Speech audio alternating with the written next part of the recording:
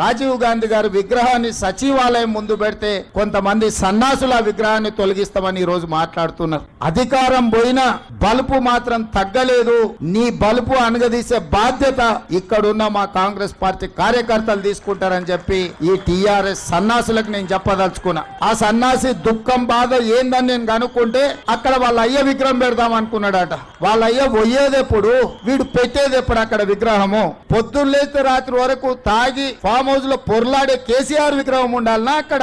లేకపోతే దేశం కోసం ప్రాణత్యాగం చేసిన రాజీవ్ గాంధీ విగ్రహం ఉండాలనా? తెలంగాణ సమాజం ఆలోచన చేయాలి. నిన్నటికి నిన్న సన్నాసి రాజీవ్ గాంధీ విగ్రహం తొలగిస్తే మేము అధికారులకు వస్తే అని అంటుండు. నేను ఒక్క మాట చెప్పదలుచుకున్నా. ఇక నాకు మంచి మాటలు రావు కానీ ఒక్క మాట అయితే చెప్పదలుచుకున్నా. ఎవడన్నా శాతనైతే వచ్చి రాజీవ్ గాంధీ విగ్రహం మీద చేయి పెట్టండి బిడ్డ, చెప్పు దిగకపోతే చూస్తా నేను. నీ అయ్యా విగ్రహం కోసం దేశం కోసం ప్రాణాలు ఇచ్చిన రాజీవ్ గాంధీ విగ్రహాన్ని తీస్తావా నువ్వు? నీకు అధికారం అనేది కలలో మాట, కలలో కూడా నీకు అధికారం రాదు. అసెంబ్లీ ఎన్నికల్లో 39 సీట్లు ఇస్తే పార్లమెంట్ లో వస్తే 7 సీట్లలో డిపాజిట్ పోయింది, 15 సీట్లలో థర్డ్ ప్లేస్ లో వచ్చిన సన్నాసి నీ పార్టీ మళ్ళీ అధికారంలోకి వస్తుందా? నీవు మళ్ళా రాజీవ్ గాంధీ విగ్రహాన్ని తీస్తా అని మాట్లాడతావా? చింతమడక పోతావు బిడ్డ. నువ్వు అనుకుంటున్నావు ఈ చింతపండు అవుతుంది అక్కడికి గిన వస్తే. ఆయనకి ఇప్పుడు తెలంగాణ తల్లి గుర్తొచ్చింది. ఇన్ని రోజులు గాడిదలను కాసినవా? 10 సంవత్సరాలు తెలంగాణ తల్లి విగ్రహం పెట్టాలని సన్నాసి తెలంగాణ గురించి మాట్లాడే నైతిక హక్కు నీకెక్కడదని నేను అడగదలుచుకున్నా. అందుకే పెద్దలు బట్టి విక్రమార్క గారి అనుమతితోని డిసెంబర్ 9,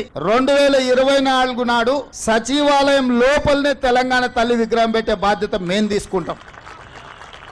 డిసెంబర్ 9 ఖచ్చితంగా తెలంగాణ తల్లి విగ్రహం సచివాలయం బయట కాదు, సచివాలయం లోపల తెలంగాణ తల్లి విగ్రహాన్ని ప్రతిష్ఠించే బాధ్యత నేను మా మిత్రుడు బట్టి విక్రమార్క గారు తీసుకుంటాం.